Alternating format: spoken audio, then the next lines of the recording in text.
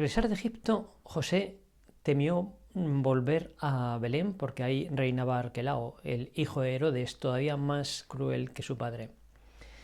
Y avisado en sueños se dirigió a Galilea, al pequeñito pueblo de Nazaret, donde la Sagrada Familia vivió ya de manera indefinida. Jesús durante 30 años, como recién nacido primero y después como adolescente, más tarde como adulto, creció, vivió en Nazaret, trabajó como carpintero.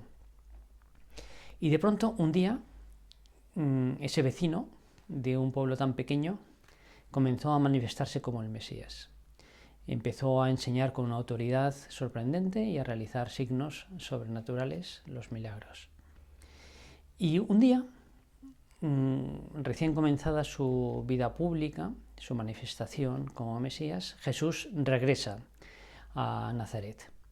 Y en el día del sábado, como era costumbre, va a la sinagoga y se levanta, se le entrega el rollo de los profetas, lee a Isaías: el Espíritu del Señor está sobre mí porque Él me ha ungido, y predica: hoy se cumple esta palabra que acabáis de oír. Esto lo leíamos el domingo pasado en el Evangelio de la Misa, y el de este domingo cuarto del tiempo ordinario continúa la escena.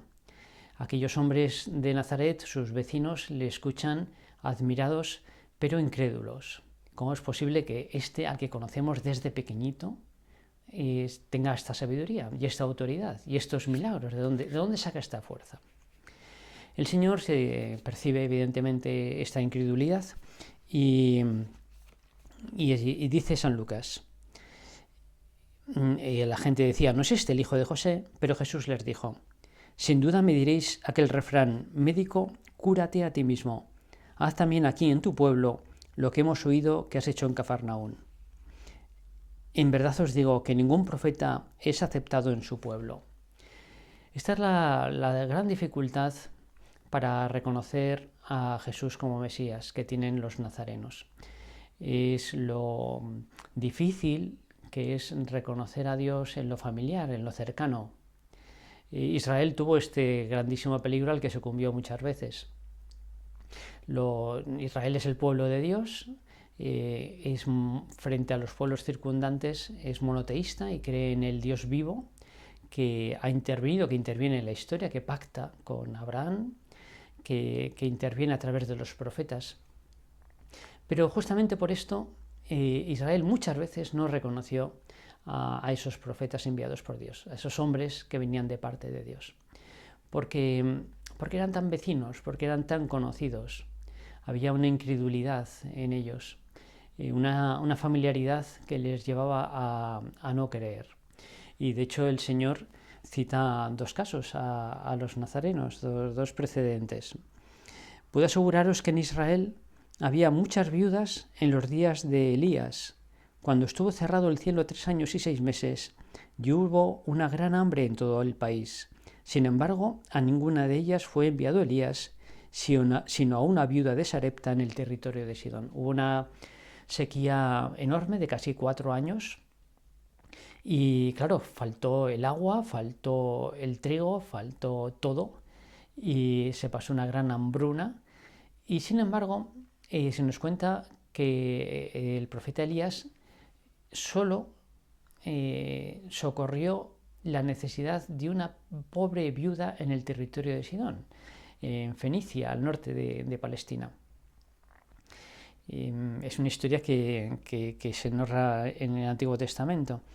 Y en otro caso más del sucesor de Elías, Eliseo. Muchos leprosos había en Israel en tiempos del profeta Eliseo. Sin embargo, ninguno de ellos fue curado sino Naamán el sirio. Tendemos a entender a Dios como una especie de paraguas o escudo protector.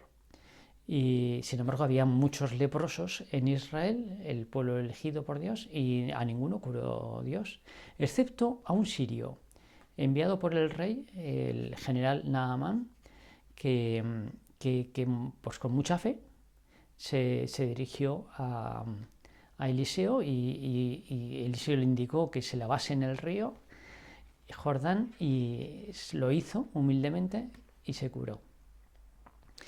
En fin, esta dificultad para reconocer a Dios en lo cercano, en lo familiar, en lo vecino, se exasperó con la encarnación. Si era difícil reconocer la divinidad o el respaldo divino de un profeta, cuanto más reconocer en un vecino al mismo Dios, al mismo Mesías. Que imaginemos, por ejemplo, que el vecino del piso de arriba llama a la puerta y nos dice que acaba de descubrir la vacuna absolutamente ya infalible y definitiva contra el COVID o la medicina contra el COVID. Pues probablemente no le creeríamos, porque estas cosas de ocurrir pues suceden lejos, ¿no? Seguramente en Estados Unidos. Cuanto más si nos dice que es el Mesías, que es el mismo Dios encarnado, ¿no? Ese vecino con el que hemos coincidido en el ascensor tantas veces. Jesús era el carpintero de Nazaret, sin duda extraordinario, pero era el vecino al final. Esta dificultad este escándalo de los nazarenos tipifica la dificultad, lo desconcertante que es que Dios se mezcle con lo humano, con lo cercano, con lo vecino, con lo limitado, con alguien tan humano como nosotros, perfecto hombre como nosotros. Esta es una constante histórica, forma parte del positivismo cristiano. Pasó a Israel antes de Cristo, le pasó al mismo Señor y continúa pasando después. Hoy son muchos más los que creen en un Dios así en general que en un Dios hecho hombre encarnado. Y también son más los que creen en Jesucristo que en una iglesia fundada por Jesucristo, que es la presencia de Cristo en la historia hoy, que hace que Cristo sea coetáneo y conciudadano nuestro. Y dentro de los cristianos, de los católicos, de los que creemos en la Iglesia, no son pocos los que sí creen en la Iglesia, pero no en que la gracia y Jesucristo actúa, interviene, se entra en contacto con Él en un lugar determinado, en un día determinado, con una ceremonia determinada, es decir, la Santa Misa de los domingos, por ejemplo, ¿no?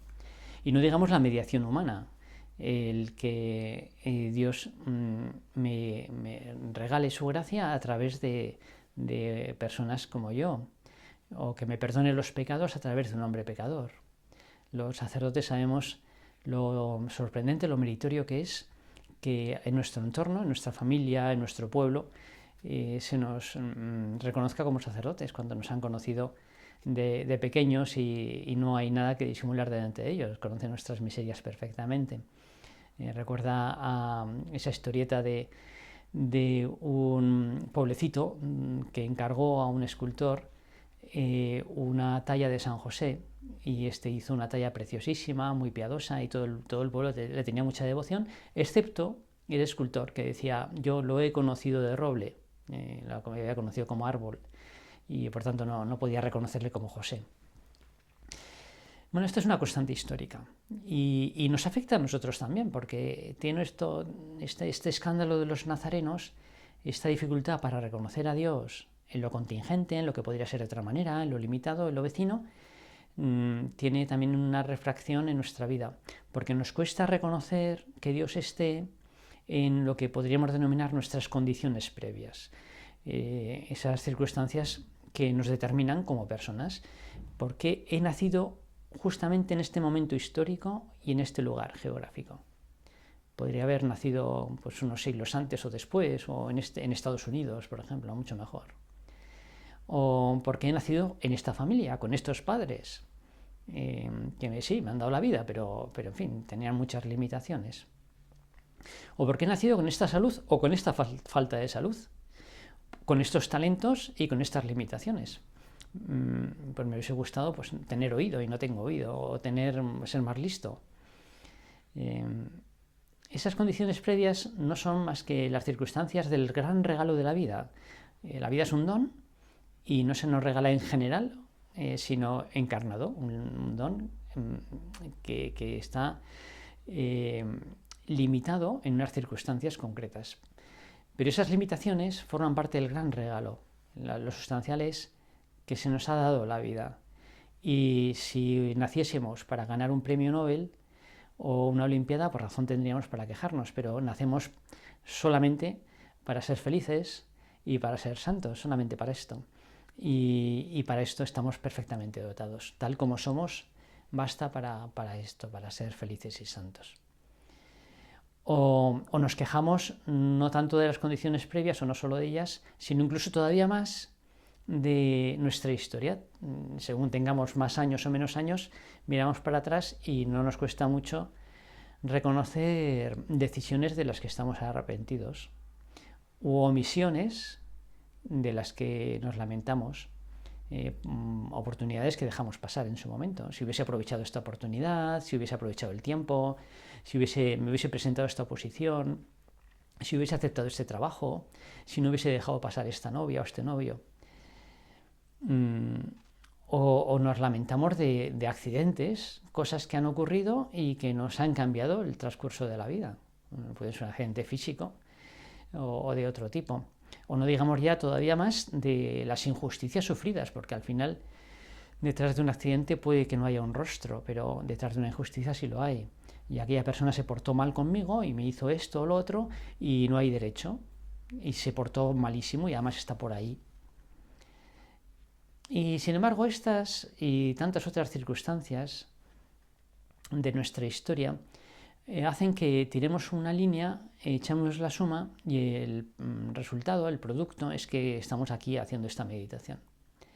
¿Daría este producto con otros sumandos? No lo sabemos.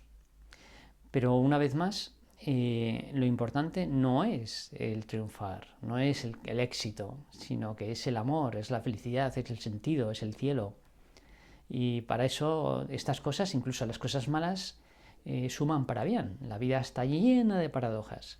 Tantas cosas estupendas que después han tenido consecuencias negativas y al revés, tantas cosas objetivamente malas que sin embargo, si hemos sabido llevarlas con el Señor, han sido para bien. Nos han ayudado a ser humildes o a tener los pies en la tierra o a alcanzar sabiduría, a valorar lo que realmente importa. O nos lamentamos no solo de nuestras circunstancias, condiciones previas de nuestra historia, sino de nuestras circunstancias actuales. Este cónyuge, estos hijos, me gustaría que fuesen de otra manera, que tomasen otras determinaciones, y son los que son. Y tienen de reconocer su derecho a ser ellos mismos, a ser un nuevo inicio, a ser sujetos libres. Claro que quiero que funcionen bien y que sean felices, pero a partir del reconocimiento de su soberanía, de su libertad, porque el Señor les respeta también así. O mi trabajo y mis jefes, que me gustaría quizá tener otro trabajo, que se adaptase mejor a mi horario, a mis cualidades, o otros jefes más comprensivos o más delicados. O mi situación de edad o de salud, que con los años lógicamente van apareciendo los achaques y las goteras, o nos gustaría tener menos años, o tener más años, o tener más madurez. No es lo más común, pero a veces también se desea. O este momento histórico que nos ha tocado vivir, tan convulso, es un cambio de época, no es una época de cambio, es un cambio de época, es mucho más. Igual que hubo como una bisagra entre la Edad Media y la Edad Moderna, también la hay entre la Edad Moderna y la posmoderna en la que estamos ahora. Algo nuevo, muy, muy grande está surgiendo y en el mundo entero se empieza una época nueva que con el tiempo se estudiará. O la crisis de la Iglesia que nos ha tocado vivir en estos tiempos de tanto cambio que Bauman llamaba líquidos, porque no tienen sustancia o no hay puntos de referencia, como si arrojamos una botella de agua, un agua encima de la mesa, pues se va esparciendo sin un sentido determinado. Pues nuestro mundo es así, no hay puntos de referencia. Quizá la Edad Media se podría comparar, siguiendo el ejemplo de Bauman, con el agua helada, donde hay una solidez, unos puntos de referencia, hay un cubito con sus aristas, pero hoy no. Y estos tiempos son más cansados, no hay puntos de referencia, hay que estar constantemente discerniendo lo que es correcto y lo que no, porque el entorno no ayuda. Y sin embargo todo esto es muy bueno porque vamos a recuperar, o puede ser para bien, porque obliga a recuperar pues la verdad de las cosas y el sentido de las cosas, no el automatismo, que efectivamente es más cómodo, pero vivir hoy es más cansado, pero seguramente más auténtico. En definitiva, que el escándalo de los nazarenos nos afecta a todos. Y nos rebelamos, pero de alguna manera es como en el caso de los nazarenos una cierta huida. Es lo que San José María llamaba la mística ojalatera, una expresión pues graciosa que procede de ese ojalá, esa expresión de ojalá yo fuese de otra manera. Decía así San José María: en la línea del horizonte, hijos míos, parecen unirse el cielo y la tierra, pero no. Donde de verdad se juntan es en vuestros corazones, cuando vivís santamente la vida ordinaria. Vivir santamente la vida ordinaria, acabo de deciros. Y con estas palabras me refiero a todo el programa de vuestro quehacer cristiano. Dejaos, pues, de sueños, de falsos idealismos, de fantasías, de eso que suelo llamar mística ojalatera. Ojalá no me hubiera casado, ojalá no tuviera esta profesión, ojalá tuviera más salud, ojalá fuera joven, ojalá fuera viejo. Y ateneos, en cambio, sobriamente a la realidad más material e inmediata, que es donde está el Señor. Mirad mis manos y mis pies, dijo Jesús resucitado, soy yo mismo. Palpadme y ved que un espíritu no tiene carne y huesos, como veis que yo tengo. Ese conjunto de circunstancias que me rodean, esa familia, este momento, esta edad, esta salud, este trabajo, todo eso, son las circunstancias donde el Señor me espera. Ahí el Señor me llama. Ahí está el Señor. O encuentro al Señor ahí o no le encontraré nunca. Hay un poeta, Miguel Dors, que en uno de sus breves y también divertidos poemas escribe: te lamentas, sin estas riñas de niños, sin estos arroces fríos, visitas a dentistas, vasos rotos, suspensos, facturas implacables, fiestas de cumpleaños, peines por los rincones. Sin toda esta barbarie, qué sosiego tu vida, silencio, calma y tiempo. Qué atmósfera perfecta para la cuidadosa corrección de poemas. De poemas iluso, que no hubieras escrito nunca sin estas cosas que juntas son tú mismo. Esas cosas juntas soy yo mismo, Miguel Dors. Soy yo mismo. Ahí es donde me tengo que santificarme, yo. Yo soy yo y mis circunstancias. Bien, en este domingo, por tanto, vamos a aprender a reconocer al Señor ahí. Y en lugar de huir de esas circunstancias, de esa realidad, vamos a convertirlo en amor. Vamos a enfrentarnos a ellas. En la primera lectura de la misa de hoy leemos un pasaje del profeta Jeremías, es su vocación, el comienzo del libro de Jeremías, que dice así: en los días de Josías, el Señor me dirigió la palabra: antes de formarte en el vientre te elegí, antes de que salieras del seno materno te consagré, te constituí profeta de las naciones. Tú, cíñete los lomos, prepárate para decirles todo lo que yo te mande, no les tengas miedo, o seré yo quien te intimide. No hay que tener miedo a esas circunstancias, al futuro, al trabajo, a los demás, a la falta de salud. No hay que tener miedo, o seré yo quien te intimide. Desde ahora te convierto en plaza fuerte, en columna de hierro, en muralla de bronce. Con la ayuda del Señor seremos muralla de bronce frente a todo el país, frente a todas esas circunstancias. Frente a los reyes y príncipes de Judá, frente a los sacerdotes y al pueblo de la tierra, lucharán contra ti, pero no te podrán, porque yo estoy contigo para librarte, oráculo del Señor. No al miedo, sino más bien con la ayuda del Señor, de la mano del Señor, reconocer a Jesús que nos espera allí, incluso, como suele decir el Papa Francisco, que nos primaverea, que ya está Él allí, que vamos a esas circunstancias a encontrar al Señor, que nos espera allí en ellas, y nos quedaremos sorprendidos, porque seremos plaza fuerte, muralla de bronce, columna de hierro. También en la misa de este domingo leemos el Salmo 70, que tiene este mismo mensaje y dice así: A ti, Señor, me acojo, no quede yo derrotado para siempre. Tú que eres justo, líbrame y ponme a salvo. Inclina a mí tu oído y sálvame. Sé tú mi roca de refugio, el alcázar donde me salve, porque mi peña y mi alcázar eres tú, Dios mío, líbrame de la mano perversa. Porque tú, Señor, fuiste mi esperanza y mi confianza, Señor, desde mi juventud. En el vientre materno ya me apoyaba en ti, en el seno tú me sostenías. Mi boca contará tu justicia y todo el día tu salvación. Dios mío, me instruiste desde mi juventud y hasta hoy relato tus maravillas. Y así llegaremos al final de nuestros días y relataremos las maravillas del Señor. Los santos son personas que no han hecho lo que se les ha ocurrido ni con sus fuerzas. Si le preguntásemos a María, nos diría: yo no he hecho nada, me he dejado llevar, he dicho siempre que sí, simplemente que sí. A ella no se le ocurrió ser la madre de Cristo, ni sabía lo que le iba a pasar después, ni cuándo iba a comenzar su vida pública, ni cuando el Señor se fue a los cielos y vino el Espíritu Santo, cómo iba a transcurrir el comienzo de la Iglesia. Simplemente se dejó llevar, dijo que sí, y al final pues hizo esa historia tan maravillosa. Los años de Nazaret, por tanto, que fueron escándalo para los nazarenos cuando Jesús se manifestó públicamente, no lo fueron para María.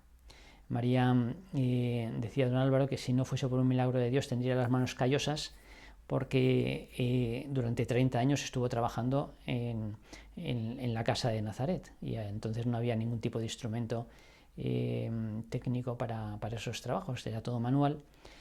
Y no sé si se produjo o no ese milagro. Lo cierto es que hoy las manos de María son gloriosas, pero si entonces tenían callo, ese callo hablaba como nada de todo esto, ese trabajo doméstico, oculto, tan humano, tan sensible, tan concreto, era la manera de realizar la encarnación, de colaborar con ese hijo suyo que le iba creciendo día a día en Nazaret en la obra de la redención. Vamos a pedirle que nos cure, nos inmunice del escándalo de los nazarenos y que como ella sepamos reconocer a Dios, a Cristo, en las cosas más domésticas, más sencillas, más humildes, más contingentes, que juntas somos nosotros mismos.